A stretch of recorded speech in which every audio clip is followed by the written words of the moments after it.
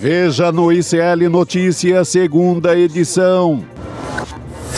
Queda de braço na Câmara. Após enxurrada de críticas, Mota adia a votação do projeto antifacção elaborado por Derrite. A Câmara não permitirá, em nenhum momento, que a Polícia Federal perca suas prerrogativas. Aceita que dói menos? Papuda, lhe espera. Boa estadia lá, valeu? Extrema-direita já considera inevitável que Jair Bolsonaro comece a cumprir pena em regime fechado. Tarcísio de Freitas queima largada para 2026. Aliados oferecem R$50 mil para quem conseguir maior engajamento de vídeos do governador de São Paulo. O ICL Notícias, segunda edição, está no ar.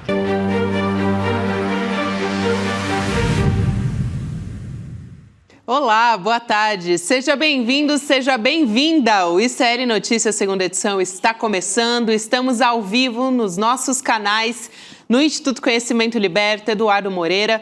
Também boa tarde para você que nos assiste pelo canal da Voz Trabalhadora no YouTube. Boa tarde para você que nos ouve pela Web Rádio São João, em Quixadá, no Ceará, e na Rádio Cultural, na região da cidade de Torres, no Rio Grande do Sul. Nesse dia 11 de novembro de 2025, Chico Sá já está ao meu lado, nos estúdios de São Paulo. Boa tarde para você, Chico. Boa tarde, Gabi. Boa tarde, audiência. Vamos tocar, né? Fico ainda indignado quando eu vejo a cara do Derrite formulando, pensando segurança pública no Brasil. Pô, gente, o cara não resolve nem o metanol aqui em São Paulo. Hoje teve mais vários casos de bebidas batizadas. O cara não resolveu nada de segurança pública em São Paulo. Não é modelo para nada. O que o autoriza a pensar a segurança pública do Brasil? Pô. Você cantou essa bola aqui ontem, Chico, chamando de PL da bandidagem parte 2. Agora já está se popularizando esse termo, inclusive na internet, nas redes sociais, muita gente puxando por essa tag. Estava previsto para ser votado esse PL, que a gente conhece como PL da antifacção, mas já tem gente dizendo que é pró-facção. Totalmente. O PL. E não foi votado na Câmara dos Deputados, isso porque, como a gente está conversando aqui, há uma pressão muito grande. Ele tem passado por críticas, né? Porque muitos especialistas apontando problemas que podem acontecer a partir dessa aprovação, eventualmente. Foi retirado de pauta, então hoje, a gente ainda não sabe quando é que vai voltar, mas tem, além dessa avalanche de críticas, mudanças no texto. Ontem à noite mesmo a gente teve mudanças feitas pelo relator, o Guilherme Derrite. Vamos para Brasília conversar com a Heloísa Vilela a respeito disso. Elô, boa tarde para você. Boa tarde, Gabi. Boa tarde, Chico. Olha, só para vocês terem uma ideia, a quantidade de gente que está aqui esperando o Hugo Mota chegar. O presidente da Câmara vai dar uma entrevista daqui a pouquinho. E o grande tititi aqui na Câmara hoje é de que vem aí uma terceira versão desse relatório. Então o Derrite fez a primeira, levou muita pancada, veio com uma segunda, foi mais criticado ainda. E aí agora parece que vai apresentar uma terceira versão. E o que o pessoal do PT aqui na Câmara quer é a mudança do relator. Vamos ver se eles vão defender em público, mas é isso que eles já estão dizendo nos bastidores. Então foi um dia assim quentíssimo, de muita reunião, soco na mesa, discussão. Não foi nada fácil e eu acho que a vida do Hugo Mota é que está cada vez mais difícil por aqui. Chico, além desse... Você quer comentar? Não, é que eu fico pensando como é que surgiu essa ideia, né? Alguém disse, pô, tive uma ideia, vamos tirar a PF do combate ao crime no Brasil, de tudo. E uma ideia que veio da extrema-direita. Mas que é um maluco que tem uma ideia dessa? Vamos tirar a PF. Aí o outro falou, mas vamos ser legal assim com a PF, vamos permitir que, se ela pedir licença ao governador, normalmente um governador implicado nos casos da PF, se o governador autorizar, ela pode entrar, a Polícia Federal pode entrar em alguns casos. Gente, que ideia de louco é essa? Vamos tirar a PF Olha, de Chico, combate vou ao te crime no dizer- Brasil? Vou te dizer quem me descreveu um quadro muito parecido com... Vou te dizer quem não, vou te dizer que me descreveram aqui na Câmara hoje um quadro muito parecido com esse, mas com nome e sobrenome. A conversa era assim, uma pessoa falando para outra, né? Gente quente daqui, não é qualquer um. Falando assim, eu fico imaginando numa noite qualquer de bar, um vinhozinho rolando, e o Hugo Mota com o Rueda e o Ciro Nogueira dizendo, vem cá, vamos fazer o seguinte, vamos botar o Derrite para relatar esse negócio, porque aí a gente bota ali umas proteções para parlamentar nenhum ser investigado por causa de desvio de emenda e outros probleminhas mais. Então tem muita gente imaginando essa cena, viu? Muito bom, Elô. Não, Elô contou uma história que eu gostaria de contar. Aí sim, com o personagem. É isso aí. Eu imagino muito esses dois na cena do crime. Tanto o Antônio Rueda como o Ciro Nogueira. Que estão implicados, né, em vários casos que batem diretamente ou em avião do PCC, ou em fintech do PCC, ou em piloto que prestava serviço ao PCC. Essa gente toda aí, sem falar na parte das emendas. A indústria do roubo das emendas, que é outra pancada, né? Então, mas é que mesmo assim, Elô, mesmo considerando a biografia dessas pessoas, a biografia de um Ciro Nogueira e tal, eu fico pensando, como é que você tem uma ideia dessa e acha que o país inteiro vai deixar passar assim de bandeja, não é? Eu acho que a Elô tocou num ponto que é um dos principais que a gente não está prestando muita atenção, né, Elô? Que é esse das emendas parlamentares, porque esse projeto ele pode tirar ali das atribuições da Polícia Federal, não só da PF, mas dos tribunais superiores também. Essas investigações das emendas parlamentares, quer dizer, a gente está falando aqui de lavagem de dinheiro também, né, de fluxos financeiros, como essa mega operação que teve aqui na Faria Lima, né, da Polícia Federal, enfim, para investigar as facções. Então, realmente, Elô, fingir que está combatendo o crime organizado, mas o combate, como você não investiga a cúpula, é só ali na camada mais baixa, né? Não resolve. E vou te dizer mais uma coisa, Gabi. Esse projeto é de interesse primordialmente do Centrão.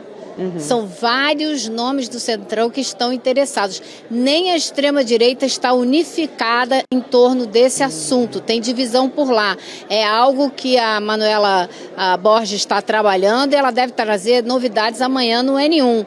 Mas existe divisão porque você sabe que na extrema-direita tem muita gente que é policial militar, policial federal, tem muita gente da área de segurança que não está achando essa história nada boa. Excelente, então a gente vai aguardar essa apuração da Manuela Borges amanhã no ICL Notícias Primeira Edição, e eu queria aproveitar para trazer aqui, a gente continuar essa mesma conversa, trazendo uma tela para deixar um pouco mais clara essa mudança, na verdade foram várias, né? Mas quando a gente fala da atribuição da Polícia Federal, que é uma das questões mais graves, também tem encaixar a facção na lei antiterrorismo e várias implicações que isso tem. Mas vamos ver o que mudou no que diz respeito à atribuição da Polícia Federal. Então, na primeira versão desse PL, que o Derrite tinha colocado ali, né, a relatoria desse texto era a seguinte: a Polícia Civil seria uma responsabilidade das polícias civis estaduais investigar organizações criminosas envolvidas nos atos definidos como terroristas. A PF atuaria apenas quando tivesse uma repercussão interestadual ou transnacional, tivesse um risco à segurança nacional ou à ordem pública internacional, ou ainda o Ministério da Justiça determinasse atuação conjunta. E isso, antes disso, o governador, né, do estado teria que fazer uma provocação. Essa é a primeira versão, que foi a que caiu. Ontem à noite o Derrite apresentou um novo texto, uma nova versão que ainda está sendo muito criticada. Vamos olhar para ela, então. Polícia Civil e PF. Permite a participação da PF por iniciativa própria, desde que os fatos investigados envolvam matérias de sua competência constitucional ou legal. E isso, prestar atenção nisso é importante, né? A competência constitucional ou legal, porque a competência da PF já está estabelecida, né? A atuação da PF se daria de duas maneiras. Número 1, se ela for demandada pela autoridade policial estadual ou do Ministério Público Estadual, ou então, em segundo lugar, por iniciativa própria, desde que comunique às autoridades estaduais competentes. Então, a PF tem que chegar no governador, né, e falar assim: seu governador, será que, por gentileza, eu poderia investigar, né, em um caso, por exemplo, que envolve corrupção, ligação de policiais civis, por exemplo, com facções criminosas? O caso do Vinícius Gritzbach, que foi morto ali no aeroporto de Guarulhos. A Polícia Federal tinha que chegar e falar: por gentileza, será que a gente pode investigar, então, esse caso? Não faz o menor sentido. Continua maluquice. Essa segunda versão não muda muita coisa, né? Continua querendo mandar na Polícia Federal. Gente, qualquer organização criminosa hoje não é uma organização criminosa estadual. Qualquer uma dessas organizações está em vários lugares ao mesmo tempo. Não dá para combater só com polícia civil. Essa ideia de ser apenas polícia civil é uma ideia de controlar a história. Controlar, não permitir. A Carbono Oculto, na sua versão piauiense, que chama Carbono Oculto 86, porque é o código telefônico do Piauí, ela é feita por Polícia Civil e Polícia Federal. Nesse caso, se tivesse aprovado essa maluquice aí do Derrite, a Polícia Federal não estaria. Portanto, a seção de Ciro Nogueira não seria investigado, o próprio Ciro Nogueira não seria investigado e ficaria por isso mesmo. Sabe? Então, ela muda muito a vida desses personagens que você citou, Elô. Exatamente, Chico, e eu acho que é o que vocês estavam falando agora. Será que eles acham que é todo mundo idiota, que ninguém vai entender o que eles estão querendo fazer? E o que a gente viu foram 24 horas de ataque ferrenho a essa proposta esdrúxula e um ataque muito bem coordenado, críticas muito bem feitas, mas coordenadas de todas as áreas do governo e da bancada aqui na Câmara dos Deputados. E esse ataque continua, não vai arrefecer, porque o que eu ouvi hoje não vamos recuar nenhum milímetro. E a gente quer agora que saia, que o Derrite deixe de ser o relator. Então, por isso a expectativa com esse anúncio aqui que o Hugo Mota vai fazer, porque quem está pior de todo mundo nessa história é o Hugo Mota, que achou que podia jogar esse jogo com o pessoal do Centrão e está se vendo impossibilitado, porque as críticas na sociedade civil foram quase imediatas.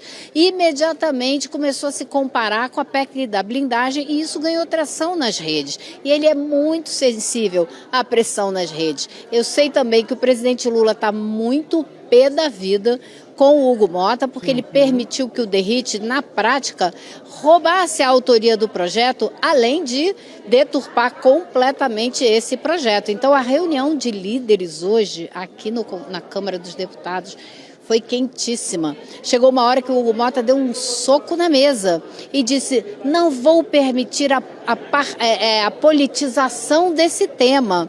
Ao que o líder do PT levantou e falou: o senhor me desculpe, pediu a palavra e disse com todo respeito: quem politizou foi o senhor, porque o gesto de escolher o Derrite politizou completamente essa situação. E a líder do PSOL, a Talíria, também entrou e disse: isso daí é uma politização sem dúvida o que o senhor fez. E só eles dois, na verdade, defenderam firmemente essa posição. Mas foi uma defesa veemente que, pelo visto, chacoalhou as convicções, se é que tinha alguma, do presidente da Câmara, Hugo Mota. Então, pode vir mudança por aqui. Nada está resolvido, nada está definido e ainda tem muita briga pela frente. Ô Chico, daqui a pouco vai falar o presidente da Câmara, Hugo Mota. Para quem está nos acompanhando, a gente vai transmitir também, trazer a fala do Hugo Mota. Mas ele trouxe uma afirmação mais cedo, porque ele está pressionado também. Ele estava explicando toda essa questão, né? E aí ele foi muito rápido para dizer que a casa não vai permitir, que a Polícia Federal perca suas atribuições e tal. Vamos assistir essa fala do Hugo Mota? Até para a gente ver mais tarde como é que vai ser o discurso, né? Vamos lá. A Câmara não permitirá, em nenhum momento, que a Polícia Federal perca suas prerrogativas.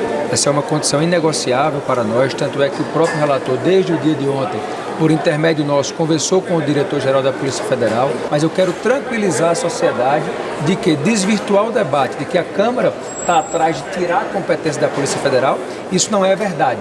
Nós vamos pelo contrário, é poder fortalecer os meios que tanto a Polícia Federal como o Ministério Público, os Ministérios Públicos Estaduais, o Ministério Público Federal e as polícias estaduais possam ter mais instrumentos para enfrentar o crime organizado. Aí, Elô, ele falando, né, sobre ser inegociável. Não é essa a proposta que ele estava aprovando, né? Não era essa a proposta que ele estava assinando embaixo. E vocês vejam o volume de pressão que foi exercido sobre o Hugo Mota. Ontem ele teve reunião no Supremo Tribunal Federal com o ministro Alexandre de Moraes e procuradores estaduais. Hoje teve reunião com o ministro Lewandowski. A gente sabe que, além da irritação do presidente Lula, o ministro da Fazenda também está muito revoltado com esse projeto, porque ele cria dificuldades econômicas para empresas e para o governo brasileiro. Olha, por exemplo, o fundo da Arábia Saudita, que investe na Petrobras, se o país tiver um problema de terrorismo, como eles estão querendo configurar, mudando a lei dessa maneira, esse fundo simplesmente não investe em nenhum país que tenha esse tipo de problema. E só para vocês terem uma ideia de um exemplo básico, simples, mas que envolve uma fortuna. Você pode imaginar o fundo da Arábia Saudita, a fortuna que não envolve, por aí vai. Então é claro que além de ser uma proposta equivocada, problemática e que tem intenções, né, que a gente pode muito bem imaginar quais são, ainda tem consequências econômicas para o país.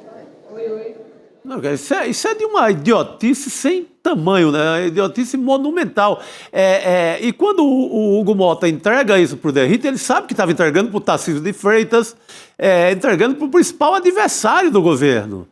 Se ele queria aprovar qualquer proposta de segurança, pega um deputado, pega para relator alguém que tivesse boa convivência com todo o Congresso, com o governo, com a oposição, alguém que transitasse bem. Aí sim seria o papel de um presidente de Câmara. O que ele fez foi uma emboscada com o governo Lula. Ele entregar nas mãos do... Acabou servindo de emboscada para ele, Chico. Virou emboscada contra ele mesmo. Dele. Exatamente. Mas quando você entrega ao Tarcísio de Freitas, que o Derrite representa o Tarcísio, o Palácio dos Bandeirantes. Quando você entrega para o inimigo direto, para o inimigo político direto, isso é uma provocação, no mínimo. Agora, ele não esperava, eu acho, Chico e Elô também, que até o mercado financeiro ali, integrantes da Faria Lima, iam cobrar o Hugo Mota, né? Sim. Porque tem esse receio de como fica o capital estrangeiro para o Brasil. Essa que a Elô tocou. Então, eu acho que até mais do que essa pressão política é o mercado financeiro batendo ali na porta do Hugo Mota, né? Porque é ali que ele está preocupado. Cara, entrega quem entende de segurança pública, quem sabe ler um documento, o Derrite é incapaz disso. Cá entre nós. O Derrite é aquela visão antiga. Do destino. Olha a ironia do destino. Ciro Nogueira, que é, por essência, porta-voz dos interesses do mercado financeiro e que está, todo mundo diz, por trás desse projeto, é também quem vai ser pressionado pelo mercado financeiro, porque isso pode afetar as finanças. Sim. Então, assim, dá vontade até de rir, né? Porque é irônico. Mas isso só prova a forma como eles fazem, né? A obsessão era enquadrar como terrorismo, era a grande obsessão, para sintonizar com a Casa Branca, com o Trump, e para prejudicar o governo Lula, prejudicar o país inteiro, prejudicar a economia brasileira. Era a obsessão dele, do Derrite, do Tarcísio, de todo mundo. Eles foram alertados pelos amigos deles da Faria Lima. Exatamente. Opa, isso foi mal, você vai prejudicar o meu fundo de finanças aí, segura essa aí, corta essa para mim, não deixa isso. É uma atrapalhada maluca, né? Extrema-direita completamente perdida. Isso é falta de candidato para 2026. Se eles tivessem um candidato com alguma chance a essa altura, estariam mais tranquilos. Eles não estavam preocupados nem um pouco com a questão da intervenção, falta de projeto, né? Isso. Era com a questão da Faria Lima mesmo. e não com a possibilidade de um governo Trump na situação que está, né, enfim, e investindo contra a América Latina de uma maneira geral, no que essa classificação relacionada a terrorismo poderia significar. Eventualmente até uma intervenção que envolvesse, ações militares em outro país. Mas o que está preocupando é a questão do dinheiro, né? É como o mercado está reagindo, os aliados ali dos... o que pegou foi isso aí, né? Como disse a Elo, exato. E também do próprio Hugo Motta, né, que está sendo cobrado agora, pressionado de todos os lados, né, Elo? A mesma coisa na MP do IOF, é interessante, mais uma vez parece que o tiro saiu pela culatra. Foi a mesma coisa que aconteceu, tem toda uma rasteira no governo e foi, assim, desgastado completamente. Aliás, começou muito lá atrás, quando teve aquele motim bolsonarista na Câmara dos Deputados, né? Mais um episódio em que o Hugo Motta tenta ali dar um doce, parece, para a extrema-direita, para o centrão e dá nisso. Olha no que deu. Eu acho que agora só resta o Hugo Motta ele nomear outro relator, alguém com trânsito que possa sentar com o governo, sentar com a oposição, alguém que seja um bom conciliador, um bom negociador. Porque eu acho que não dá mais para nomear relator adversário político do governo Lula, né?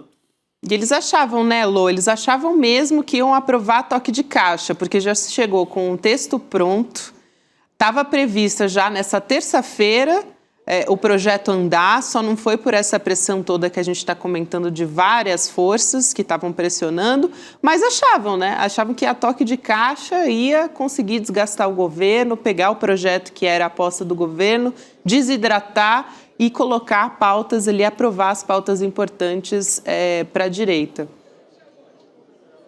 No momento em que o país está mais do que voltado para a COP, com visitas de delegações do mundo inteiro, preocupado em fazer um bom encontro, vários políticos estão lá. Então eles queriam usar esse momento para passar toque de caixa, quando a votação aqui está toda remota, não precisa estar aqui porque o Congresso está esvaziado. Olha, realmente, agora, eu acho que o fato deles não terem conseguido, como não tiveram êxito com a PEC da blindagem, demonstra a diferença do momento político que a gente está vivendo, né? Eles realmente houve um retrocesso, uma perda de força, de espaço político para essa extrema-direita, que não conseguiu passar anistia nenhuma, nem botar em votação aqui, não conseguiu passar a PEC da blindagem. Parece que vai ter muito problema com essa PEC da segurança, da antifacção, porque o Senado já disse que não vai aprovar algo que limite o trabalho da Polícia Federal. Então, o Hugo Motta, mais uma vez, trabalhando sem procurar uma costura, um acordo com o Senado, ou seja, eu acho que ele ainda não entendeu o papel que ele tem que desempenhar, o que ele está fazendo aqui, para que ele senta naquela cadeira. Exatamente. Esse posto exige alguém com alguma maturidade política para saber negociar. Ele gerou um conflito medonho com essa história de entregar para um adversário político uma PEC dessa importância. E conseguiu desagradar todo mundo. Todo mundo. Eu vou aqui chamar também, Elo, um trecho da entrevista que aconteceu hoje de manhã com o promotor de justiça, o Lincoln Gakia. Ele, assim, atua há mais de 2 décadas investigando o PCC. Então, ele fala sobre, antes de mais nada, né, a elaboração desse projeto, que foi algo, assim, que o relator, o Guilherme Derrite, ele não ouviu ninguém, né, enfim.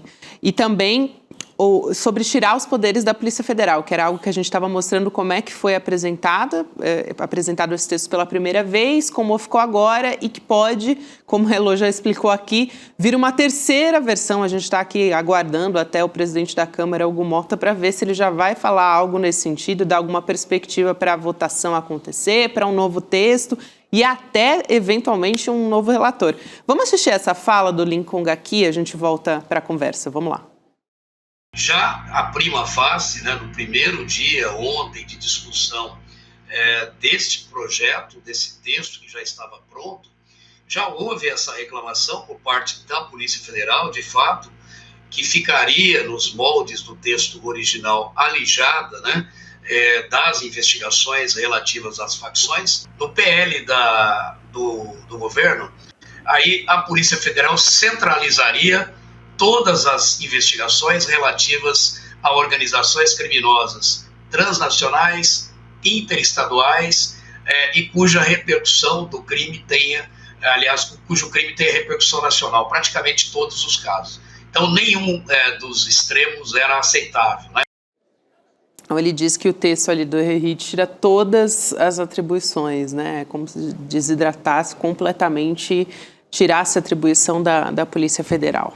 É a opinião de alguém que participa na prática de combate ao PCC há muito tempo, né?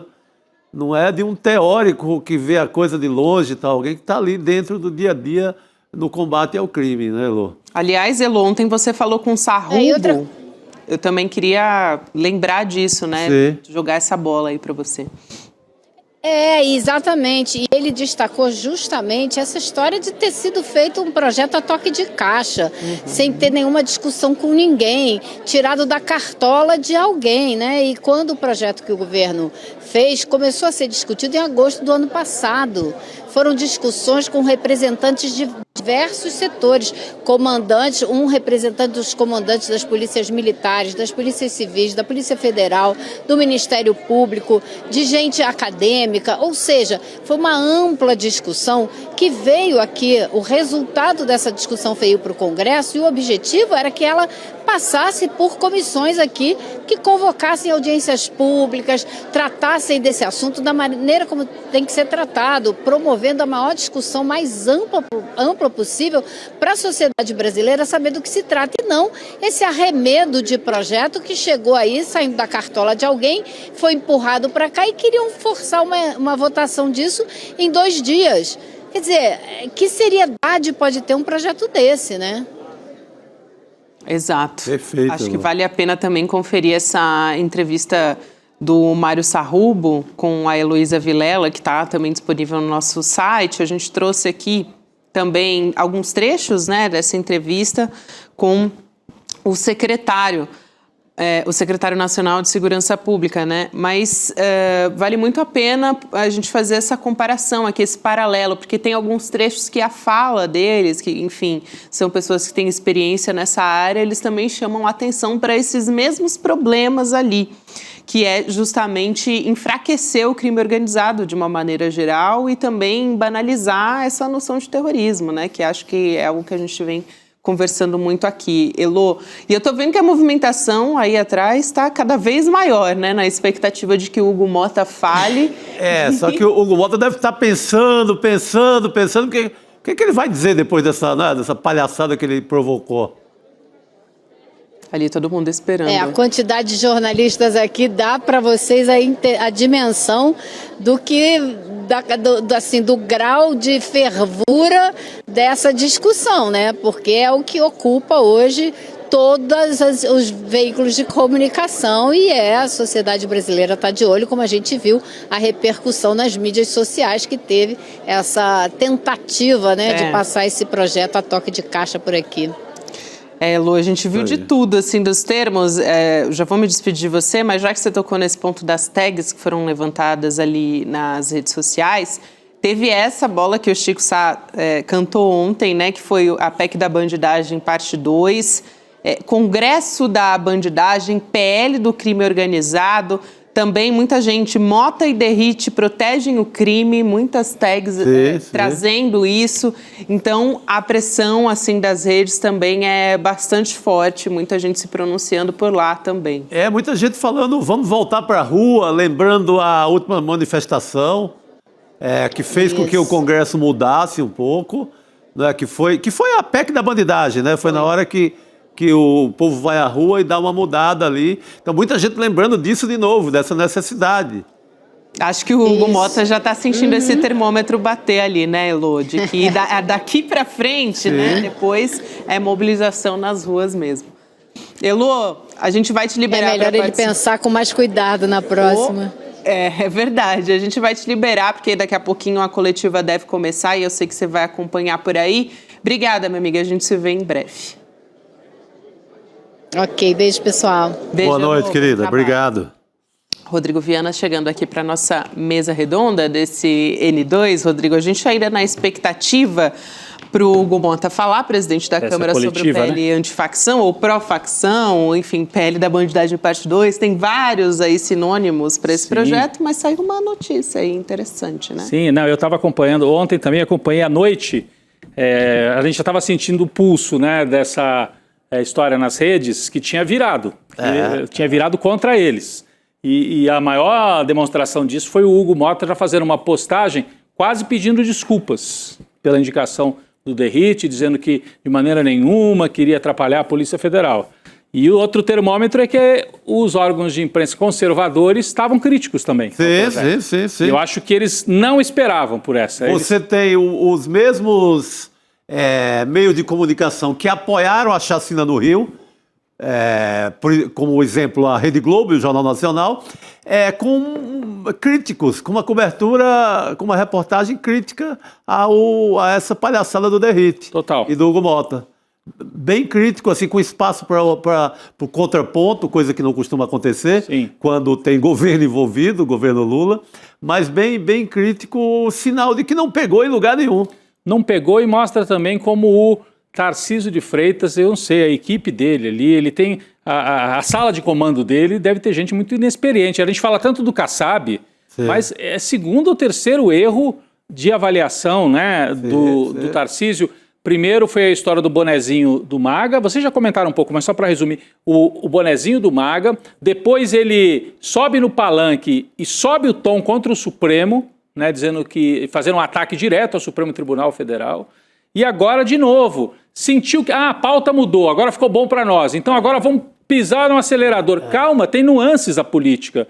Não é porque esse tema é favorável à direita, que tudo que você fizer vai ser favorável a você. Sim. Se você errar na dose, vira um veneno contra você mesmo. Em vez de remédio, vira veneno. E nesse caso virou veneno para a direita, porque eles erraram e mexeram com algo que é muito importante no imaginário da população, Polícia Federal. Sim. Você vai tirar a Polícia Federal da investigação de criminoso, mexeu com isso, aí ganhou um rótulo fácil. Que é o de enfraquecer o crime organizado, né? É o rótulo mais... Enfraquecer o combate ao crime organizado. Exatamente. Perdão, isso mesmo. Enfraquecer a Polícia Federal e facilitar a vida para o crime organizado. Então, é um trio desastrado, né? O Tarcísio desastrado pela terceira vez, o Mota desastrado pela segunda vez e o Derrite, bem-vindo, Derrite, ao trio dos desastrados, né? Completamente. Lançado como um candidato, uma alternativa da direita, mas politicamente eles devem circular só naquele meio deles, só, sabe, grupo de WhatsApp, podemos, agora vamos com tudo, sem avaliação um pouco mais profissional do quadro político. Eu queria trazer uma notícia aqui, muito rapidamente, saiu o resultado hoje do dólar fechando em queda de 0,64%, cotado a R$ 5,27, menor nível desde o dia 6 de junho do ano passado, 2024. Você teve a inflação hoje com o menor índice desde há 27 anos, né? É o menor índice desde o século passado. A inflação de hoje, do IPCA, que foi divulgada hoje, do mês de outubro, é a menor inflação para um mês de outubro desde 1998, quando o Fernando Henrique era presidente. Então, no século passado, né? Século passado. Então, 27 anos. Então, dólar no menor nível em 17 meses, inflação caiu, né? Então tem 0,09% de inflação e a Bolsa de Valores batendo recorde histórico. Aquilo que o Haddad falou no primeiro semestre vai se confirmando. Quando veio aquela turbulência, ele falou, calma, as coisas vão convergir e no segundo semestre precisa ter paciência que as coisas vão se equilibrar. E está acontecendo isso exatamente nesse momento. E também com o desemprego na baixa histórica. É a menor taxa de desemprego desde da Dilma, né? Então, são muitos números favoráveis ao governo na economia. Por isso que a direita está agarrada. Está agarrada no sangue aí para ver se... A direita ficou muito empolgada com a chacina, né? Ficou. E com aquela subida de popularidade do governador, do Cláudio Castro. Opa, é por aí. A gente tem um lugar para andar na eleição do próximo ano. Só que não é andar do jeito que eles querem, não é acabando com a Polícia Federal que eles vão alcançar a glória e ganhar a eleição. Exatamente. Aí vamos ver as análises, né, Gabi? Tem também fatores externos. No caso do dólar, tem, né, fatores externos. No caso da Bolsa de Valores, tem um otimismo mesmo de médio prazo com a economia, né? E no caso da inflação, aí sim, acho que a Faria Lima vai queimando a língua, como diz aqui a nossa manchete na tela, né? Vai queimando a língua, porque você lembra o que dizia a Faria Lima e o que dizia, por exemplo, Paulo Guedes? Se o PT voltar, vai haver um descontrole total, inflação, vai virar Venezuela, como eles gostam de dizer, né? E não aconteceu nada disso. A economia está razoavelmente bem administrada, o mundo está caótico, mas aqui no Brasil, o Brasil está muito melhor do que a média dos países de mesmo padrão. Temos que melhorar salário ainda, isso é evidente, né? Os salários não voltaram para o patamar pré-pandemia, mas desemprego baixo, dólar em baixa, inflação baixando, tudo isso é favorável. Combustíveis num patamar muito abaixo do governo Bolsonaro. Então... Muito abaixo, mas ainda incômodo. Quem vai no posto, eu tenho carro, ando também de metrô, mas ando também de carro. É incômodo. O preço acima de R$6 pesa para quem vai encher o tanque, mas tá um pouquinho melhor, vamos dizer. Sim, né? infinitamente melhor.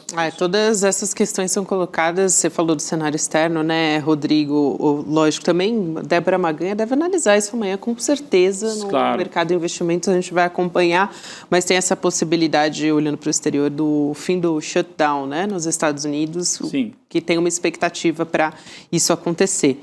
Mas a gente vai voltar a falar sobre o PL antifacção, que trazemos a qualquer momento, a gente ainda está na expectativa do presidente da Câmara, Hugo Mota, falar a respeito disso, trazer novidades, se esse texto vai ter uma nova versão, se vai ter um novo relator, enfim, a gente vai descobrir em breve. Mas enquanto isso, a gente vai conversar com o ex-secretário nacional de Segurança Pública, Luiz Eduardo Soares, é o nosso convidado para a gente continuar discutindo, analisando, trazendo todas essas questões relacionadas ao PL antifacção. Secretário, boa noite, bem-vindo. Boa noite. Boa noite, Gabriela, Chico, Rodrigo. Prazer estar com vocês e com toda a comunidade do ICL. Boa noite, meu caro. Prazer é nosso, secretário. Eu começo já te perguntando sobre essa atribuição da Polícia Federal e do texto como ele está agora, né, nessa segunda versão, que seria aí uma espécie de cabresto que está sendo colocado na Polícia Federal. Qual é o impacto que isso tem e também a importância da Polícia Federal quando a gente está falando especificamente no combate ao crime organizado, né? Que consequência que isso poderia ter na prática? Isso seria um desastre, né? A situação da segurança pública no Brasil já é dramática. Se esse PL, porventura, fosse aprovado, nós estaríamos, de fato, no abismo. E vocês já, inclusive, apresentaram essa análise ao longo do dia, eu achei muito feliz, muito precisa, porque se trata, de fato, daquela PEC da bandidagem requentada, né? E é quase indisfarçável. Lendo o texto, a gente, de fato, fica chocado, perplexo. Como é que é possível que alguém tenha coragem de apresentar ao país uma proposta dessa? As organizações não seriam reclassificadas, as organizações criminosas não seriam reclassificadas como terroristas, mas seus atos, sim. Isso significa, de novo, uma abertura para eventuais intervenções contrárias à soberania nacional, como nós sabemos. Segundo, se o DERIT tivesse transformado as organizações criminosas em organizações terroristas, toda a questão seria deslocada para a responsabilidade do governo federal e da Polícia Federal, e os governos estaduais se esvaziariam na área da segurança. Então, ele promoveu um truque, uma manobra que é muito evidente. As organizações não são terroristas, mas seus atos podem, assim, ser classificados, o que reabre a questão internacional para intervenções do imperialismo e, por outro lado, mantém a problemática da segurança pública e das organizações criminosas na esfera estadual, na medida em que ele acrescenta ainda essa exclusão da participação da federal, a menos que o governador do estado ou a governadora intervenha e solicite sua participação. Uma situação completamente absurda. É o contrário da PEC da segurança que o ministro Lewandowski tinha apresentado e que nós supostamente receberíamos agora, né? Cuja votação nós acompanharíamos supostamente em breve. Secretário, mais cedo a gente entrevistou, a nossa equipe, né, na manhã, entrevistou o promotor Gaquia, né, que é aqui de São Paulo e que tem um papel aí no combate ao PCC, é até ameaçado de morte pelo PCC aqui no estado de São Paulo, né? Ele deu uma entrevista fazendo a crítica do projeto do DERIT, mas considerando também que o projeto original do governo dava muitos poderes para a Polícia Federal e tal. Ele é um dos que defendem que haja uma autoridade de coordenação por cima da Polícia Federal, que ele falou não é a Polícia Federal, mas o governo federal é que deve fazer esta coordenação. De certa maneira, o senhor ocupou esse cargo, né, que era justamente um cargo de fazer essa coordenação em governos passados, né? Mas qual a posição do senhor? O Brasil precisa criar uma autoridade, talvez com mais peso, para fazer essa coordenação, que coordenasse Polícia, Ministério Público, Receita Federal, as polícias estaduais, né? Não no sentido do que o DERIT falou, de tirar a Polícia Federal e deixar na mão dos estados, mas justamente ao contrário, essa coordenação. O que a gente precisaria, de que maneira que a gente precisaria avançar para que isso acontecesse? Eu acho que seria positiva a criação do Ministério da Segurança Pública, e eu diria, inclusive, Ministério da Reforma da Segurança, para que ele não venha simplesmente, burocraticamente, chancelar a estrutura institucional que nós temos, o modelo organizacional das polícias que nós temos. Um ministério desse tipo, acho que faria sentido com essas cautelas, né, com essa prudência, para que não fosse simplesmente a chancela do que aí está, porque permitiria que o governo federal finalmente assumisse protagonismo, inclusive nas proposições de políticas de reforma institucional, nas políticas efetivas que seriam aplicadas. Não me parece, eu respeito muito o Dr. Lincoln, já tive com ele muitas vezes e sempre manifestando minha solidariedade à sua coragem e à sua competência. Mas nesse caso eu discordo do Dr. Lincoln. Eu acho que melhor do que uma autoridade que se crie sem uma radicação institucional mais clara, acho que a criação de um ministério seria mais adequado ao nosso arranjo institucional.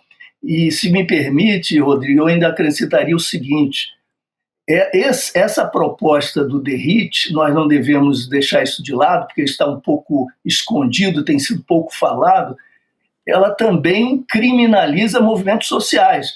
Sim. Há uma frase que diz: o crime de impedir o funcionamento de instituições tais como A, B, C, D, escolas, e etc, etc. Imagina um movimento de estudantes, secundaristas. Me perdoa te interromper, o presidente da Câmara, Hugo Mota, está começando a falar, a gente vai ouvir muito rapidamente, a gente já volta a conversar. Boa. É o crime organizado. Quando designei na última sexta-feira o deputado federal Guilherme DeRitt, atual secretário de Segurança do Estado de São Paulo, para relatar o projeto de autoria do governo federal sobre o crime organizado, sobre as facções criminosas, foi para que o deputado fizesse um trabalho eminentemente técnico, não permitindo que esse tema fosse usado como palanque político para quem quer que seja.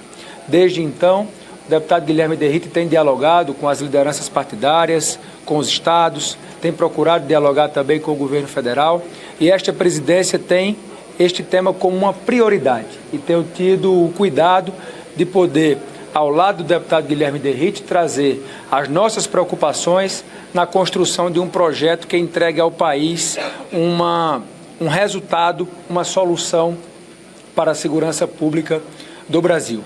Nós temos construído esse texto, como disse, com muito diálogo. Temos conversado com o Poder Judiciário, também com o Senado Federal, visando fazer uma proposta que tenha a condição de representar o sentimento do país e não o sentimento de uma bancada, de um partido ou de um deputado. Algumas preocupações foram levantadas e quero aqui, antes de passar a palavra para o relator da matéria, dizer que nós não vamos permitir que nenhuma discussão aqui na casa coloque em risco a soberania do nosso país. Esse é o primeiro ponto, que é um ponto muito caro para nós. E o segundo ponto é o papel da Polícia Federal. Desde o dia de ontem foram levantadas uma série de narrativas não verdadeiras que havia o interesse dessa casa de tirar o poder da Polícia Federal. Nunca existiu isso. Eu conversei com o diretor-geral da Polícia Federal ontem à noite, hoje pela manhã, almocei com o ministro da Justiça e reforcei isso também às lideranças do governo aqui na casa, que o papel da Polícia Federal para nós é inegociável no combate ao crime organizado. Então, para que as mudanças que atestem o papel dessa casa e o nosso compromisso com esse combate, eu quero que o relator possa fazer esse anúncio e a nossa expectativa é até o dia de amanhã construirmos o diálogo com as lideranças da casa e votarmos o projeto, quem sabe, no dia de amanhã no plenário da Câmara dos Deputados. Com a palavra, o deputado Guilherme Derrite. Obrigado, presidente. Bom, boa tarde a todos. Antes de mais nada, agradecer a confiança que a Câmara dos Deputados, na figura do nosso presidente, me concedeu, não só do presidente Hugo, do meu líder, deputado Luizinho, líder do Progressistas, contextualizando para vocês que existia na casa, existe ainda o requerimento de urgência do projeto do deputado Danilo Forte, que trata da alteração da lei antiterrorismo de 2016, e junto com esse projeto, chegou na casa o projeto com urgência constitucional do governo federal que tratava de organizações criminosas, o projeto antifacções. Qual foi a saída para construir esse diálogo? Unir as boas sugestões de ambas as propostas, tanto do governo federal quanto do deputado Danilo Forte, e construir uma nova tipificação penal dentro da Lei 13.260, que é a Lei Antiterrorismo de 2016, com vários tipos penais, ou seja, com várias condutas típicas. Dentro dessas condutas, as mais graves que acontecem por parte de membros de organizações criminosas. Algumas delas, domínio de território, explosões de caixas eletrônicos, que são conhecidos como domínio de cidades ou novo cangaço, a exploração de atividade econômica em determinada área, como acontece em algumas comunidades no Brasil, seja distribuição de energia, distribuição de gás, entre outras, utilização de armamento de uso restrito das Forças Armadas, como fuzis, como granadas. E dentro dessas condutas típicas, nós criamos um artigo, o artigo 2A, e dentro da lei antiterrorismo, sem mencionar que seria um crime de terrorismo, mas dentro da legislação. Qual que era o nosso objetivo? Prestigiar o trabalho do deputado Danilo Forte e trazer boas iniciativas que vieram do governo. Quais eu poderia destacar? Descapitalização de bens de empresas e a criação de um banco nacional de membros de organizações criminosas, que veio no texto, mas não veio a maneira como ele deveria ser feito, nem prazo. Dentro desse contexto, isso foi posto nesses novos tipos penais e passamos a realizar as discussões. Qual que foi o grande celeuma, a grande discussão? Como a Lei Antiterrorismo de 2016 é de competência exclusiva da Justiça Federal, ou seja, da Polícia Federal realizar a investigação, eu tive que colocar nesses novos tipos penais praticados por membros de organizações criminosas, que já acontecem, infelizmente, diariamente, em todos os estados, uma ressalva, que mantinha-se a competência da Justiça Estadual, das polícias estaduais e dos membros e dos Ministérios Públicos Estaduais na figura dos GAECos. Ou seja, explosão de caixa eletrônico, quando acontece hoje em qualquer canto do país, é a Polícia Estadual que faz a investigação. Eu só fiz essa ressalva. E aí abriu a brecha para a criação dessa narrativa equivocada, dizendo que eu estaria desconfigurando ou enfraquecendo o trabalho da Polícia Federal. Isso não é verdade. Mas para que fique claro, e para que também a gente tenha campo... Agora falava na Câmara dos Deputados o Guilherme Derrite, secretário. Então, aproveitando aqui para ter a sua análise sobre isso também. Mas só para fazer um resumo muito rapidamente, a gente destacou aqui até na nossa tarja o que era o Guilherme Derrite dizendo construir uma nova tipificação penal na lei antiterrorismo. Lembrando que o Guilherme Derrite tem um interesse político importante no Senado no ano que vem e quer deixar essa marca como dele em relação ao PL antifacção. E aí estava falando sobre essa competência da Polícia Federal e da lei antiterrorismo, na verdade, né? Querendo dizer que foi um celeuma porque tentou tirar do âmbito da competência da PF para encaixar os estados. Isso é algo que não é muito uma novidade, ele não trouxe nenhuma alteração em relação a esse segundo texto que estava sendo colocado. Só para concluir aqui, o que falava o Hugo Mota antes, e acho muito importante a gente olhar para a imagem do Hugo Mota, que estava ali cercado de muitos personagens da extrema-direita, né? Do lado dele estava a Bia Kicis, tinha o Sóstenes Cavalcante também, líder do PL, atrás dele, ali meio escondido, mas estava ali, né? E outros personagens da direita também. Ele já tinha falado sobre essa questão do risco da soberania, né? De que não deixaria colocar em risco a soberania do país, e o que me chamou muito a atenção é ele falando sobre a diminuição da competência da Polícia Federal. Ele disse que não são verdadeiras, são narrativas, Ele essas chamou de questões que foram narrativas, colocadas, que é algo que está no texto que foi apresentado pelo Hugo Mota, Sim, nas tá duas lá. versões, né?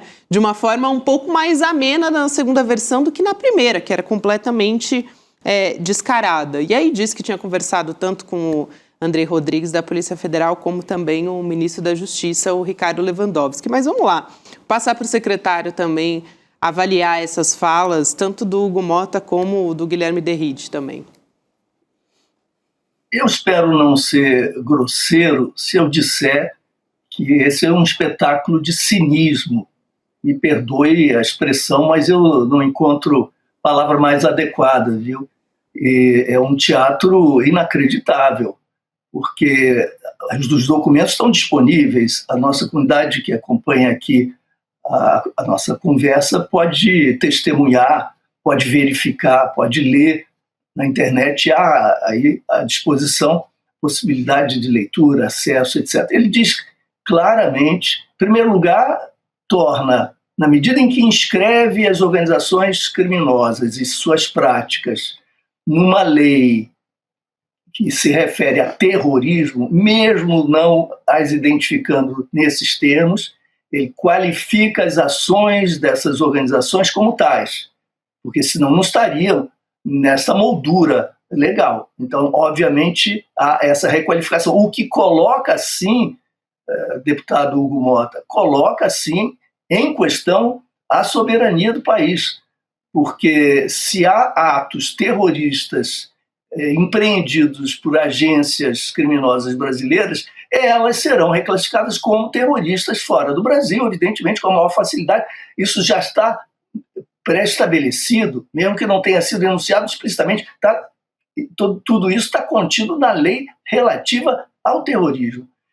A criminalização dos movimentos sociais. E agora a questão da Polícia Federal. Há indicações ali de que a Polícia Federal não atuará, a esfera de responsabilidade é do governo do Estado, e a Polícia Federal pode atuar em caso de convocação, de convite por parte do governo estadual. Então, é obviamente uma tentativa dele de evitar o desgaste político e tentar encontrar uma solução, mas é inaceitável essa redefinição da lei antiterror, porque isso adultera completamente o espírito da proposta do governo, que é uma proposta democrática.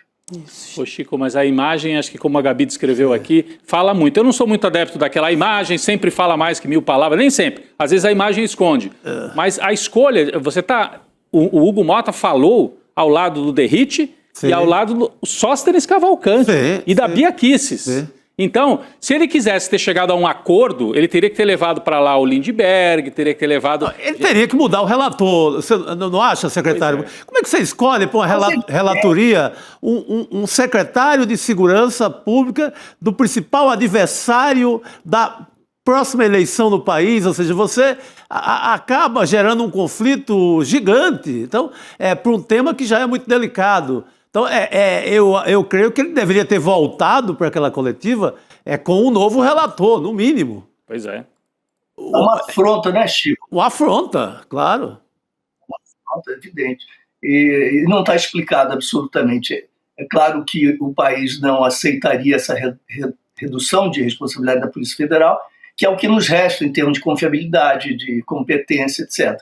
Então, essa âncora de competência, de responsabilidade e confiabilidade tem que ser preservada. Agora, não é possível votar amanhã a toque de caixa, se nós estamos diante de um dilema crucial para o país, uma questão tão grave, profunda, tão controversa. Podem concordar comigo, eu posso estar enganado, eu posso estar errado, mas é passível de um debate nacional aprofundado. É inaceitável que isso seja tocado assim, dessa maneira. Secretário, o texto já estava pronto, né? Quando o Derrite foi escolhido para essa atribuição, para a relatoria, já apresentou um texto. Menos de 2 horas, não é isso? Ele apresentou um texto. E já teve que mudar também muito rapidamente, né? Apresentar uma segunda versão de tanta pressão, de tantas críticas que foram colocadas a partir dessa primeira versão. Quer dizer, e fez sem nenhum debate. Ele exclui quem? Desculpa. Ele exclui também o Ministério Público. Isso. Ele exclui também. Então, isso, e nós temos de estar com toda atenção, com o nosso foco ligado relativamente à questão dos movimentos sociais. É verdade, você estava falando antes. Ali na definição que ele faz sobre os atos que ele considerará terroristas, porque estamos falando de uma legislação relativa ao terror, ele inclui impedir funcionamento de instituições tais como, e elenca diversas instituições, entre elas a escola. Eu, como sou professor há 50 anos, estou sempre conectado com essa problemática da educação. Quantas vezes nós vimos movimentos de estudantes, movimentos secundaristas que paralisam, ou mesmo professores que paralisam o funcionamento da escola por um dia, 2 dias, o que seja, né, em nome das suas demandas, do debate que promove, etc. Isso será redefinido como ato terrorista, impedimento do funcionamento escolar. Imagina se uma figura neofascista como Tarcísio vence as eleições presidenciais com uma legislação desse tipo. Isso é muito sério, isso é muito grave. Não é possível votar isso a toque de caixa dessa maneira, passando o trator assim. Eu achei grave, e eu achei que o Hugo Mota, né, voltar, depois de toda a crítica que foi feita, ele voltar para essa coletiva com esse tom que ele voltou... Sim, muito arrogante. Arrogante, porque ele fala narrativas em relação a tirar o papel da Polícia Federal. Narrativa o quê? Está escrito. Narrativas não verdadeiras. Né? Narrativas não verdadeiras. Está escrito no substitutivo, no projeto do Derrite. Não é narrativa nenhuma. E não somos nós só que estamos falando aqui. O Estadão, né, jornal conservador de São Paulo, ficou preocupado com isso. Porque é tirar a Polícia Federal... Peraí, deixa eu entender, né? Setores conservadores. O Hugo Mota recebeu recados de que a turma do conservadorismo também não estava gostando. O conservadorismo não fascista, né? Eu estou falando, né? Do conservadorismo. Não estava gostando muito dessa história. Ainda mais feita com essa pressa e com esse grau de articulação política. Porque ele se planta numa coletiva ao lado de Sóstenes Cavalcante, o chefe do discurso da anistia, da Bia Kicis, e do próprio Derrite, que é um garoto de recado do Tarcísio, que foi colocado ali, tudo bem, ele foi eleito, mas ele estava na Secretaria de Segurança de São Paulo, mas volta para assumir o mandato só para fazer isso aí. Esvaziar qualquer ideia do governo federal em matéria de segurança pública no Brasil. Pois é. Ele vai, não é, secretário? Ele entra para desmantelar isso, né? Exato, nós estávamos há poucas semanas discutindo a PEC do SUSP, do Sistema Único de Segurança Pública, a PEC apresentada pelo ministro da Justiça e Segurança Pública, Lewandowski. Né? Qual era a proposta da PEC do SUSP, do Sistema Único de Segurança Pública? A articulação, a coordenação entre as diversas agências inscritas no campo da segurança pública.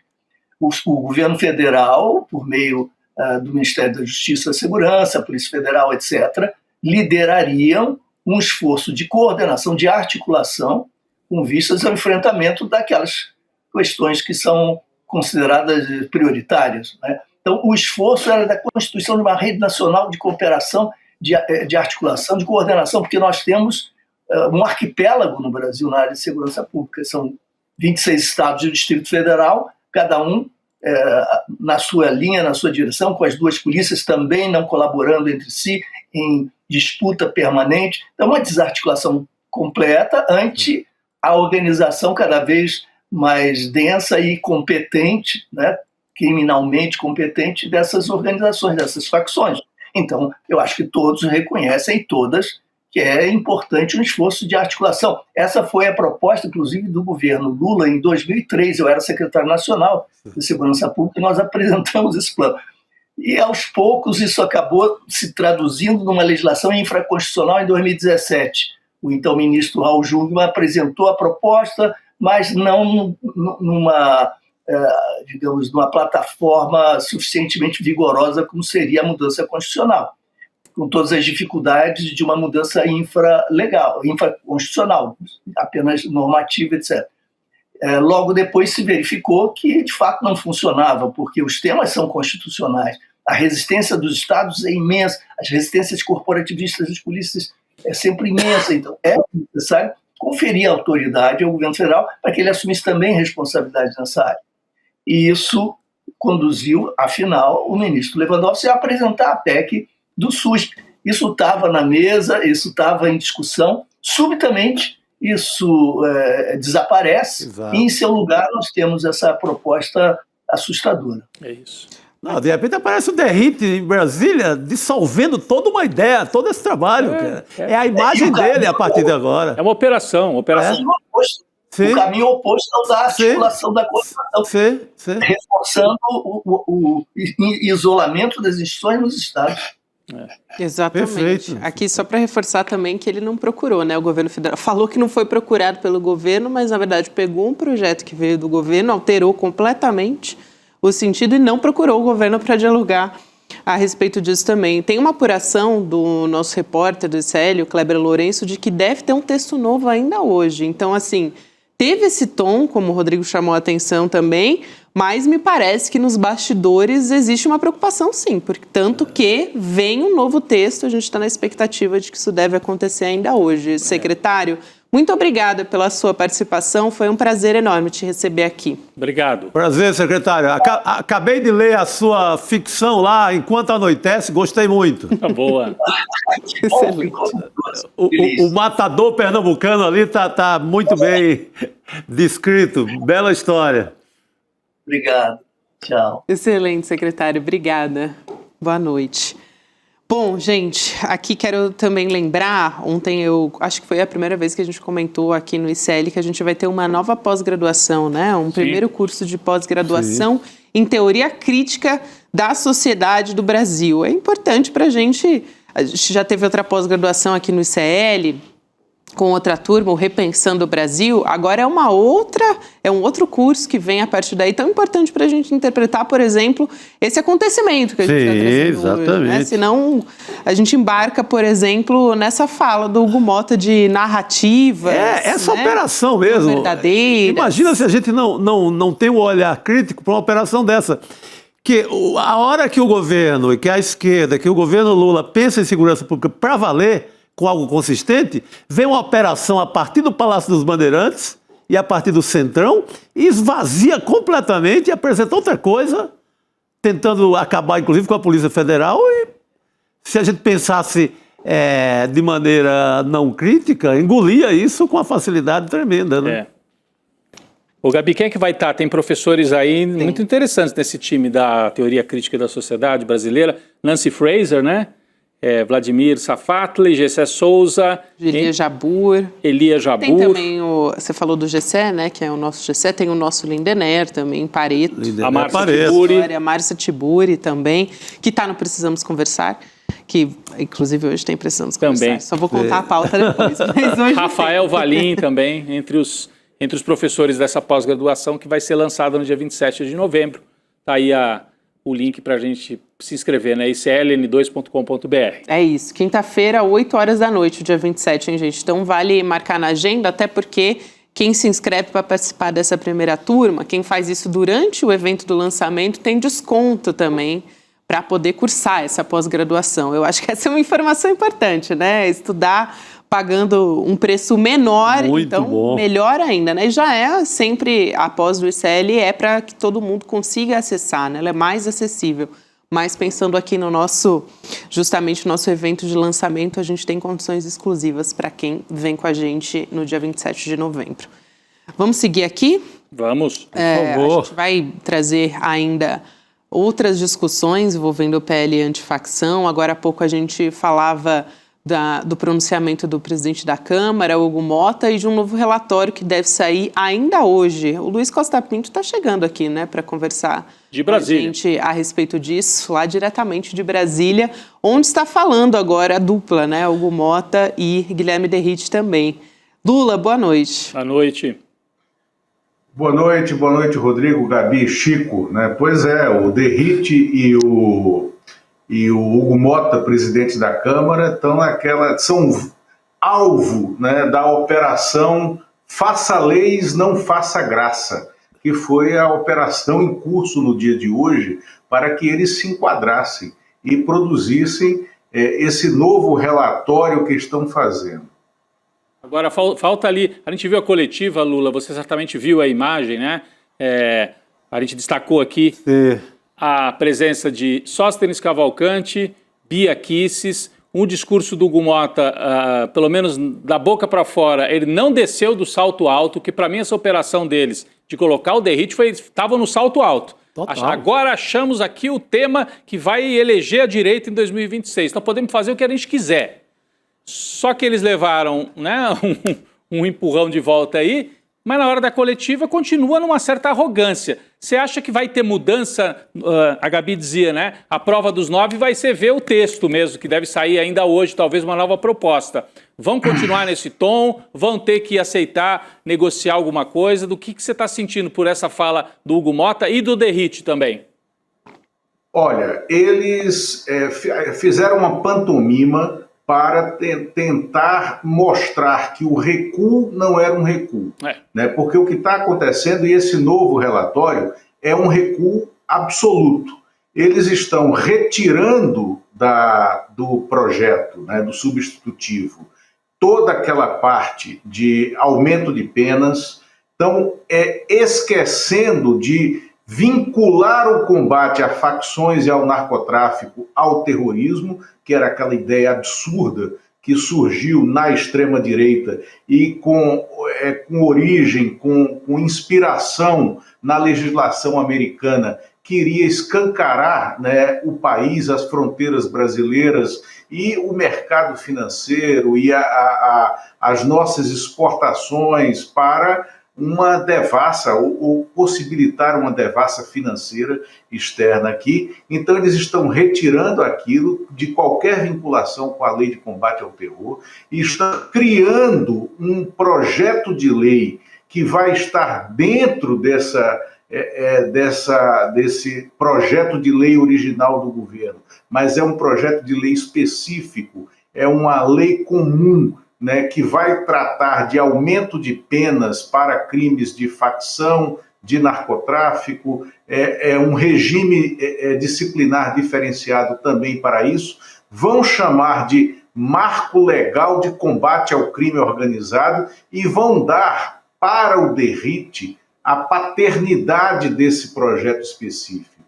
E aí vão liberar o projeto de lei original do governo para que preserve, né, o papel da Polícia Federal à frente das investigações, para que não faça mais referência nenhuma a essa submissão da Polícia Federal e do Ministério Público Federal às polícias estaduais e aos ministérios públicos estaduais e permita que haja um efetivo avanço nas investigações, um avanço na estrutura de Estado para investigar o crime, porque o que eles estavam fazendo é um retrocesso. Agora, eu quero, me permitam entrar nesse ponto que você colocou aí, dessa pantomima armada.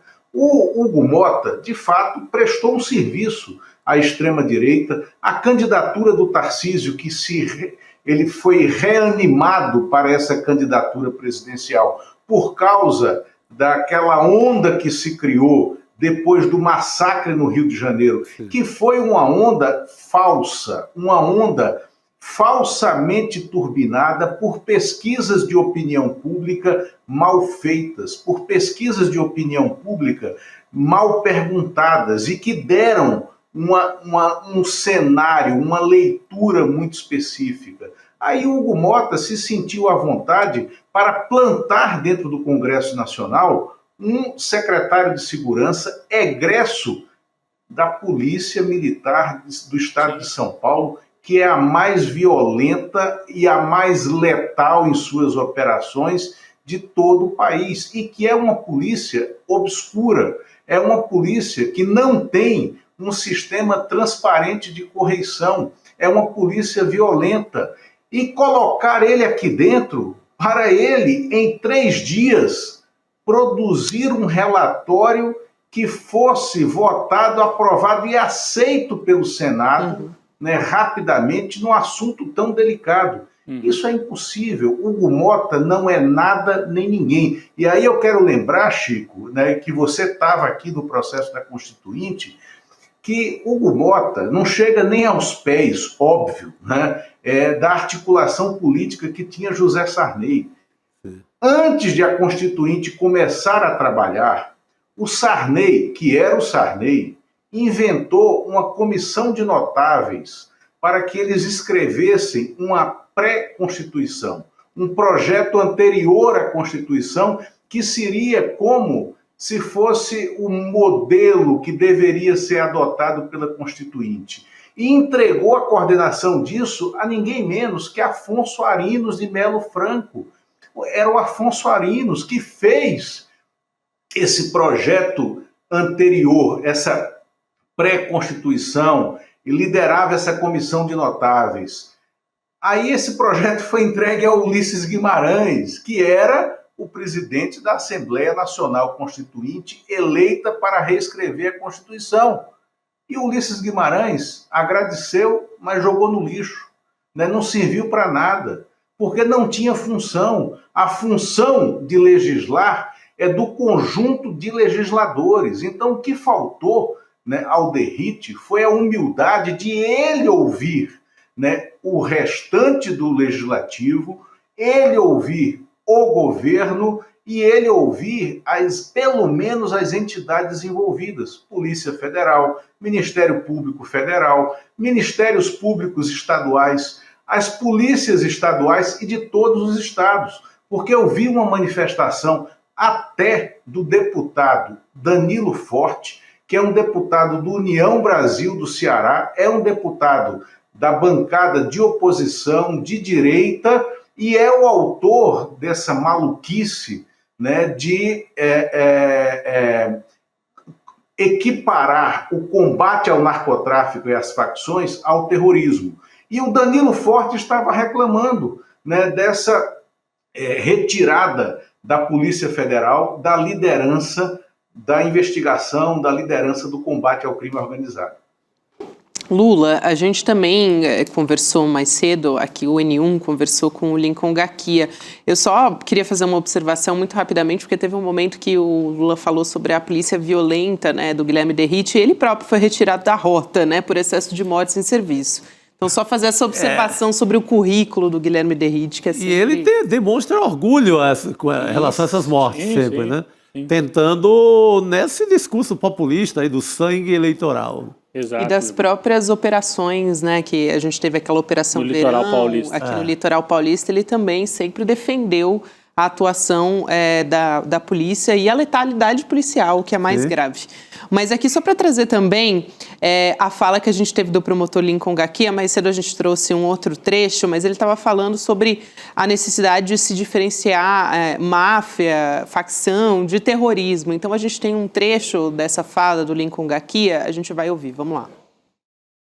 Na Itália, por exemplo, as máfias, elas praticam ou já praticaram atos de natureza terrorista. Isso eu não tenho dúvida, mas elas não são consideradas terroristas, elas são consideradas organizações mafiosas, né? E eu acho que é essa distinção que a gente precisa fazer. Agora, é uma opção legal.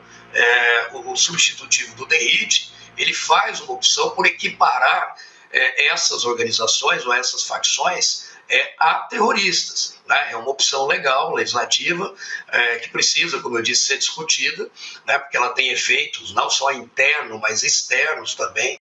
Ele chama a atenção para os efeitos externos. Só para reforçar aqui, a gente já falou, mas para lembrar que o Lincoln Gaquia, ele tem experiência no combate a facções criminosas há mais de 20 anos. Ele tem 30 anos de atuação, 20 anos só combatendo especificamente as facções, principalmente o PCC.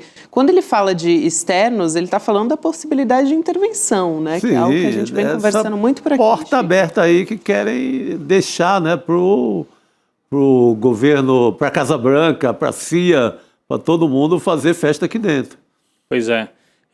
Fala, Lula. Que é o argumento que o governo Trump está usando para ameaçar a Venezuela e a Colômbia, né, de invasão. Exato. E os outros países caribenhos. Exatamente. Eu achei assim, a fala do Lincoln Gaquia, ele é uma pessoa que tem que ser ouvida, é importante e tudo. Ele fez críticas ao Derrite, mas como eu já lembrei aqui, ele tentou também fazer uma espécie de os dois lados exageraram, entendeu? A fala dele de manhã no no N1 eu ouvi mais ou menos nesse sentido. O governo federal deixava atribuições demais para a Polícia Federal e o Guilherme Derrite suprimia completamente, né? Um pouco por aí. De qualquer maneira, é importante ouvir uma pessoa central também nesse debate, né, Gabi? Nesse debate de segurança pública. Exato. A Elô também ouviu ontem, e a gente trouxe aqui a fala do ex-secretário também nacional de segurança pública, o Mário Sarrubo, falando sobre essa questão do terrorismo também. Ele chamou atenção para a gravidade disso, né? Então, acho que vale a pena aqui fazer essa lembrança aqui a essa entrevista que a Elô Vilela trouxe, que está completa lá no nosso site, mas também chamando a atenção para essa questão de como ele diz, na verdade, o Sarrubo, que banaliza completamente a questão do terrorismo, né? Quando inclui as facções nesse âmbito. E aí, claro, a gente já trouxe também a fala do Gaqui, que vai nesse mesmo sentido e chamando atenção para a possibilidade de intervenção externa também. Posso avançar aqui para trazer um outro personagem que está ali um pouco... É meio que satélite dessa história, mas é muito importante a gente observar a ligação, que é a do Guilherme Derrite, que quer ser senador no ano que vem e foi ali alçado a esse posto não por acaso, que é o governador Tarcísio de Freitas. Olha que importante essa matéria que saiu na revista Fórum. A interferência, né, nessa tramitação justamente do PL antifacção que a gente está conversando aqui, que seria uma estratégia também do Tarcísio de Freitas, né, uma espécie de participação ali para ganhar protagonismo, colocando o secretário dele, que ele também tem a intenção de alçar um cargo importante ao Senado, né, que a extrema-direita está tentando povoar o Senado ali de todas as maneiras. O que a revista Fórum traz hoje dessa reportagem, né? Indicando que os aliados do governador de São Paulo, Tarcísio, estão promovendo um campeonato de cortes nas redes sociais. O que é isso? Eles estão oferecendo um prêmio, gente, de R$50 mil. Esse prêmio ele vai ser pago para quem conseguir um maior engajamento dos vídeos do Tarcísio. Então, eu acho que vocês vão se lembrar quem lançou nas eleições municipais últimas uma competição muito parecida com essa, né? E que depois foi tornado inelegível. O da cadeirada, o que recebeu a cadeirada, o Pablo Marçal, não é isso? O Pablo Marçal. É, o homem da cadeirada. O cadeirada é o da Atena, né? Não, o da Atena deu a cadeirada no Pablo. Marcelo. É verdade. O homem atingido pela cadeirada. Mas antes disso ele promoveu também, né, um concurso desse tipo, muito parecido. É o mesmo modelo, recebia um prêmio em dinheiro também, a mesma coisa, mesmo universo. E aí ele ficou inelegível por abuso de poder econômico, né, e uso indevido dos meios de comunicação. É a mesma estratégia. Agora, sabe o que me chama a atenção, Chico, Gabi e Luiz Costa Pinto? Que vazou, né? Esse campeonato de cortes vazou porque um desavisado, não sei se foi de propósito, parece que foi sem querer, acabou contando nas redes sociais que isso estava acontecendo. A Fórum percebeu, a revista, o repórter fez a apuração e trouxe tudo isso, puxou a pena e apareceu a galinha inteira. As orientações para quem queria fazer os cortes incluíam o seguinte: atenção, queremos os cortes, mas é preciso que vocês não vinculem o Tarcísio ao Bolsonaro. A orientação era essa. Me chamou muita atenção isso, Chico. Não te chamou a atenção também? Sim. Então, desvincula do Bolsonaro e vincula a segurança pública. É o único tema que interessa para nós, entendeu? Então, o Lula... Bolsonaro é laranja chupada, né? Com a carcaça já colocada lá no meio-fio do fim de feira, né? Exatamente. Mas aproveitando o tema e esse presente que o Hugo Mota dá ao Tarcísio e ao Derrite, né? Então, uma operação casada. Veja só, o Tarcísio põe o Derrite na Câmara, o Tarcísio vira relator por indicação do Mota e em São Paulo, amigos do governador, porque ele nega, não, imagina, não sei de nada. Amigos do governador incentivam influenciadores a fazer cortes, né, recortes de vídeos para divulgar cada vez mais o nome do Tarcísio com foco em segurança pública. Vocês acham que é por acaso? É uma operação casada. E agora, aí deixa eu falar com um pouco de experiência de quem entrou assim rapidamente nesse mundo dos leilões, dos concursos de cortes, porque há uns meses atrás, uma pessoa da internet, inclusive morador de Belém do Pará, um nerd, né, entrou em contato comigo pelas redes sociais para me propor pagar a ele, né, uma quantia determinada para ele pegar as minhas intervenções em programas jornalísticos, tá? Fazer cortes e turbinar isso nas redes, né? Porque iria, então, ampliar a minha presença. Eu disse, eu não vejo isso. Primeiro que eu não quero, né? Segundo, eu não vejo, mas aí eu fui entendendo um pouco como era esse negócio. E, de fato, isso acontece. O Marçal, né, se falou aqui no nosso grupo, o Pablo Marçal usou, né, esses campeonatos de cortes na campanha municipal daí de São Paulo e foi objeto, né, de uma das denúncias que levaram à inelegibilidade dele, né, porque isso é ilegal, porque estava sendo pago com dinheiro de campanha. E dinheiro de campanha de partido político não pode pagar o turbinamento, né, de posts, o turbinamento de vídeos nas redes sociais, isso por lei. E por isso, né, por ter cometido uma conduta vedada na lei eleitoral, o Marçal foi passível de cassação. Não estamos ainda sob a égide da lei eleitoral, porque não tem campanha ainda. Mas isso foi um ato de pré-campanha. Primeiro é preciso saber como que esses 50 mil reais serão entregues, por quem, vai sair de onde. Se sair do partido do Tarcísio, do Republicanos, né, o Republicanos pode ter o seu tesouro, pode ter a sua prestação de contas glosada pelo Tribunal Superior Eleitoral. Se sair de qualquer órgão público do governo de São Paulo, é corrupção, né, porque não pode. E nenhum órgão público pode ajudar a turbinar a imagem do gestor que está acima da gestão, no caso o Tarcísio no governo de São Paulo. E se foi um empresário privado que está oferecendo esse dinheiro, também é corrupção, né? Isso é peculato.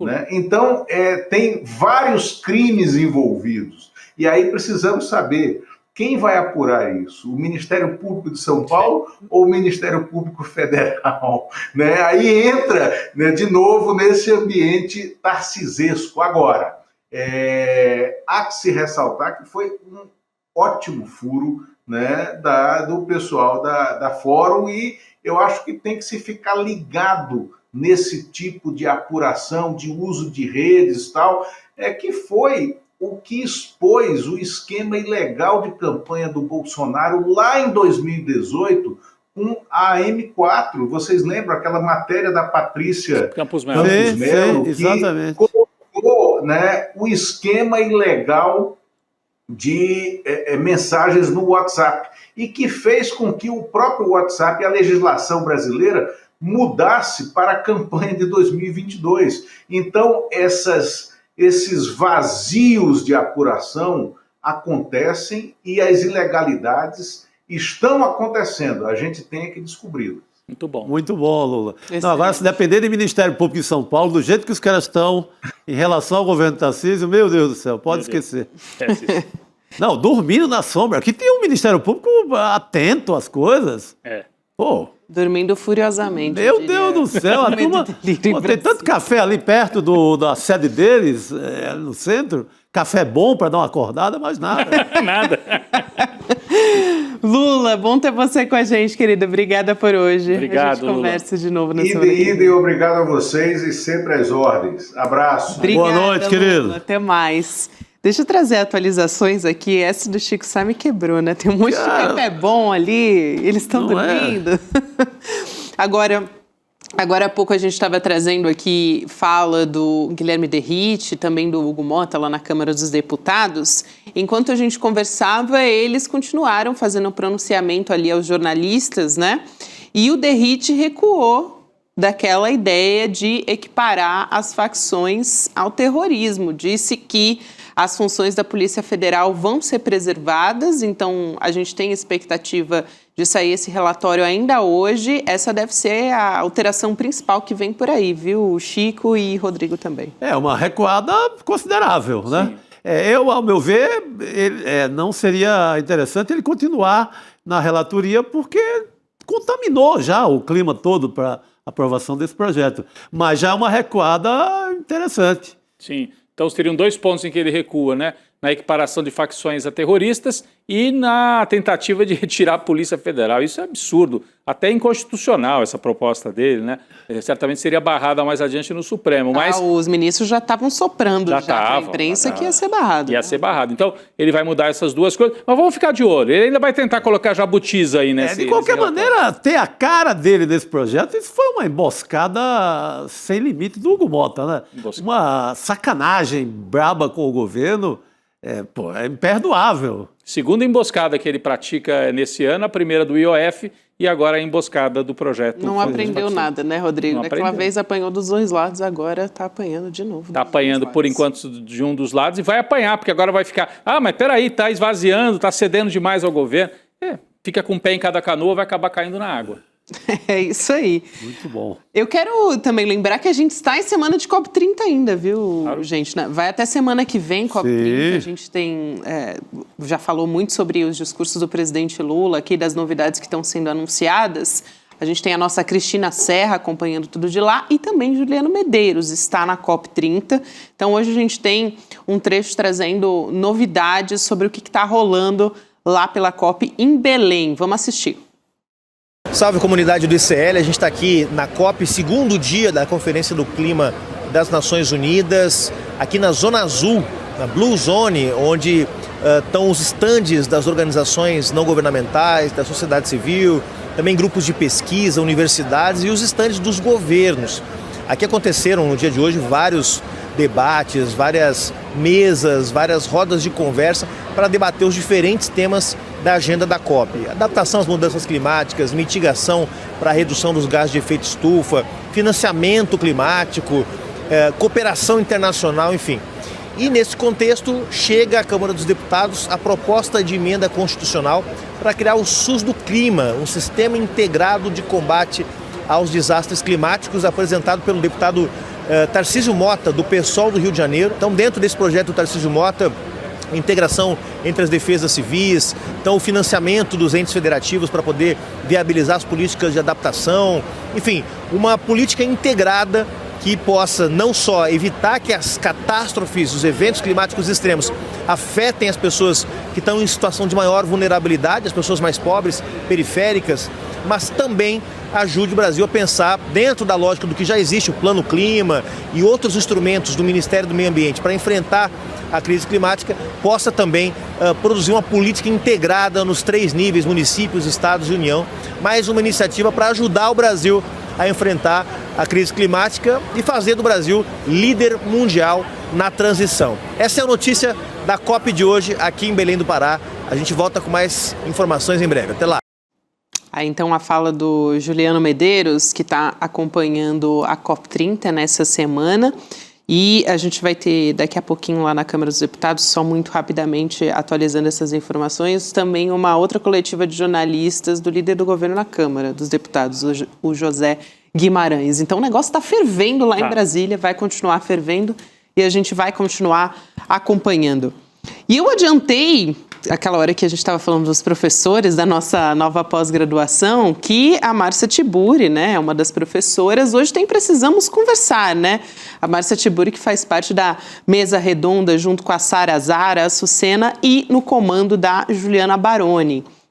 Então o mote é Mães na Adolescência, puxando pela novela das 9, que tem uma personagem ali que está grávida e é adolescente, se não me engano tem 15 anos de idade, então essa é uma grande questão, sobretudo no momento que a gente está falando da PEC da pedofilia na Câmara dos Deputados. Exatamente, né, então, inevitável ligar e devemos ligar essa questão, né? Aliás, posso fazer aqui um merchan também? Porque ontem a gente teve a Débora Diniz, pesquisadora especialista nesse assunto lá no Em Detalhes. Vale a pena muito acompanhar tudo que a Débora Diniz produz, vale a pena a gente aprender junto com ela. Vamos acompanhar o Precisamos Conversar? Direto. Né? Vamos Saímos nessa. do N2 direto para o Na Precisamos. sequência tem o José Cobori junto com o Frei Davi lá no Espiritualidade na Ação. Então você fica agora na companhia do Precisamos Conversar, que tem muita pauta importante para discutir hoje. Vamos nessa. Bora. Bom. A emancipação exige mais do que redistribuir renda. É preciso reconstruir o mundo. Essa ideia de Nancy Fraser resume bem o que propõe a teoria crítica da sociedade. E é o que o novo curso do ICL quer fazer: formar gente que não aceita pouco, gente que quer atuar para mudar a sociedade de forma profunda e real. Dia 27 de novembro, quinta-feira, às 8 da noite. Começa essa pós-graduação feita para quem quer pensar e agir. O ICL completou 5 anos levando informação de qualidade, reflexão e conhecimento que transformam vidas. E essa história não é feita sozinha. Ela é construída junto com nossos parceiros de todo o Brasil. Cultural FM Torres de ICL. Com você, onde você estiver. Passando para agradecer a grande parceria que temos com o Instituto Conhecimento Liberta. Obrigado pela parceria que realmente liberta. A nossa parceria aqui em retransmitir o conteúdo do N1 foi um golaço, gol de letra, que venham muitos anos para nós. Um forte abraço a todos. Salve, camaradas do ICL! Vamos crescendo juntos aí nessa grande parceria e esperamos que venham mais muitos e muitos anos pela frente. Conhecimento liberta, e é por isso que nós temos essa parceria, para expandir esse conhecimento. E nós estamos juntos nesse processo e nessa... São vozes unidas em uma rede que cresce a cada dia, levando informação livre e independente para milhões de brasileiros. E você, que tem um canal no YouTube ou uma emissora de TV, pode se juntar a nós. Retransmita o sinal do ICL e leve transformação para a sua audiência. ICL, 5 anos de informação que liberta. E juntos, vamos muito mais longe.